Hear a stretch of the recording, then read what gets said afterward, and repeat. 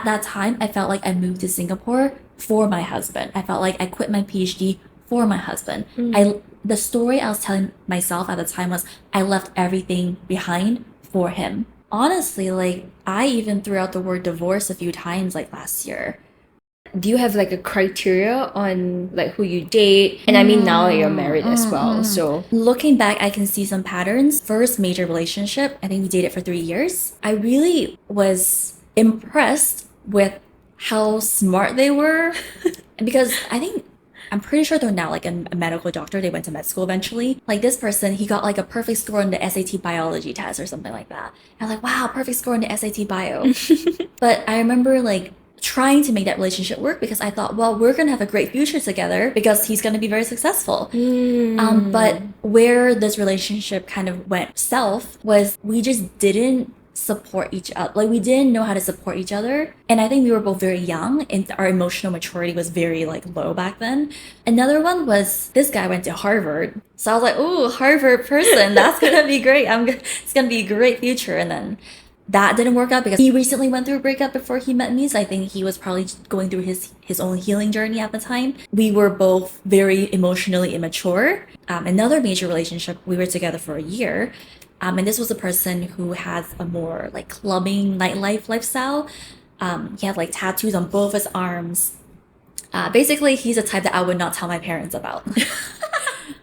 we all have that type. I also dated someone like that.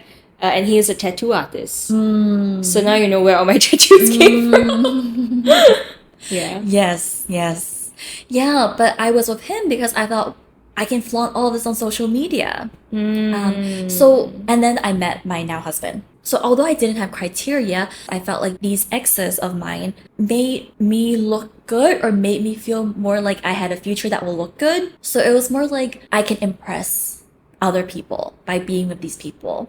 What's different about my relationship now with my husband, although like he now has a stable career, at the time when we met, like he just graduated from university, he didn't have a job, so at the time it was very uncertain. What made this relationship work was number one, I think I was in a much more emotionally mature place. Also, I think he was able to provide me with the emotional support that I've been like yearning for years and years and years. I remember like for many years I thought like, oh, no one's ever gonna want to be with me because I'm such a highly anxious, depressed ball of mess. For once, I felt like, there are people out there who can hold space for me and are patient with me as I take the time to heal or grow and things like that. And this is exactly what my now husband was able to provide. He was really the calm during all the storms. And I think as a result, I've also calmed down a lot. I've also worked on a lot of my own healing and I'm able to give a lot more to the partnership. But I think at the very beginning, he was able to provide a sense of safety that I really was looking for in past partnerships. So I think there was a bit of luck involved in us meeting. Yeah. You met your husband then? In Toronto. In Toronto when he was like having an exchange over there, right? Or like he on went holiday. there for school, but then he finished his 4 years of school there and then he was just about to fly back. And then we met right before he flew back. You guys actually had a long distance relationship for The entire how many time. years? I think like, almost 5. 5 years. And then it I was moved here. Yeah, so it's like literal, it's such a sudden transition. Like 5 years of long distance relationship and there was COVID in between as well. So you guys couldn't fly and see each other to like living together, you know, and moving to a brand new country. How do you have so much faith and know that it's gonna work out? Now that I think about it, I think because the core personality, values, the fit was so good. Because previously I struggled a lot of like the external variables, but here the internal variables all matched really, really well. So I think even though externally there was COVID, we didn't see each other for 2 years, the internal was so strong. It was such a good match that the external didn't matter. And I think we were willing to like just continue being patient with the borders opening up again because we're like, well, if it like we just work and we aren't letting like the external variables kind of like shake that. Do you think that's when you know it's the right person?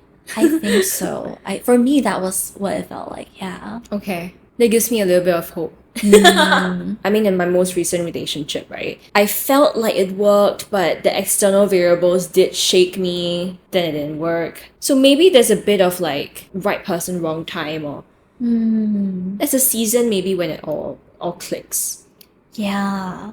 it seems. Yeah. I feel like if I had met my now husband earlier, it might not have worked out. Yeah. When you first started dating him, do you think that you guys would end up together? Do you not like worry about the fact that it was long distance? We literally only had 5 days together and then he moved. But within those 5 days after we met and then he flew off, there was just something different between him and our dynamic versus like all the other past dynamics I've had with other people. He was able to offer me that sense of safety that I really was needing from a partner, and didn't really get from either friendships or family or partners in the past. So I think at that within those 5 days, I knew, something might be there, and I was willing to take some risks and continue this relationship long distance. And I kind of want to talk about how the moving process was for you, because you were living in Hong Kong, but you studied in like Canada. So your family is in Hong Kong and some family in Canada as well, right? Yes. And essentially from a long distance relationship, you went straight to moving here and like living with your husband now.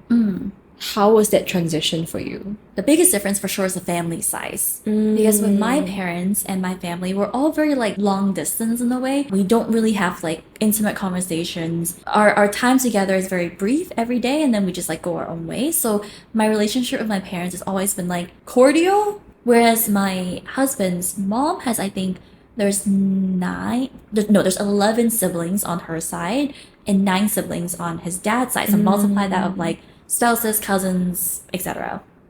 That's like a lot of people. So I think that was very overwhelming, especially as someone who is socially anxious in like large gatherings. So that was particularly difficult for me during Chinese New Year's or like family weddings. Yeah. And they always have like family parties. At that time, I felt like I moved to Singapore for my husband. I felt like I quit my PhD for my husband. The story I was telling myself at the time was I left everything behind for him. When I first moved here, I harbored a lot of like anger and resentment towards him, which created a lot of arguments and like fights. And we never really fought. Even now, we don't really fight. But there was a good like 6-7 months last year when we fought a lot because I just felt so angry at him. Wow. I felt like I left everything for you and like, or I left everything and I'm so socially anxious. I left everything because I left my PhD for this. It was just a lot of like very angry thoughts. And as someone who was the recipient of like a lot of blame, it's not pleasant, of course. I think up until a certain point, he started like kind of like fighting back because he really didn't do anything. It was all my choice. At the time, like I was just throwing so much blame at him and he was just like receiving the blame. And at first he was trying to be patient with me, but up until a certain point, like he couldn't really take it anymore. So there was a lot of friction in our relationship for like 6-7 months. And this is fresh in the first year of marriage. Yeah. Which, I mean, I'm just like putting myself in your shoes. That's scary. Like you've been in this long distance relationship for 5 years, and then within the first year of marriage, like having to deal with the country transition, grieving your old life, learn how to be in a big family. All of that combined, I can imagine how hard it was. How did you work through that? Yeah, and honestly, like I even threw out the word divorce a few times like last year. That did not happen. We're happily married now. But I did throw that word around. Just like any healing, grieving process, I think time helps. I needed to make some lifestyle changes as well, just to at least shift me out of that headspace. I felt like, you know what, I can't just be in this cycle anymore. Some things I did was I started going to a co-working space. I was like doing a lot of like journaling and self-coaching about why my business matters to me, why quitting the PhD was the best decision for me. I think time really helped last year. Up until a certain point, I realized I can continue just blaming him and shaming myself, or I could start to pick myself up again. At some point, I realized like I don't want to stay in this blame game and self-shaming game anymore.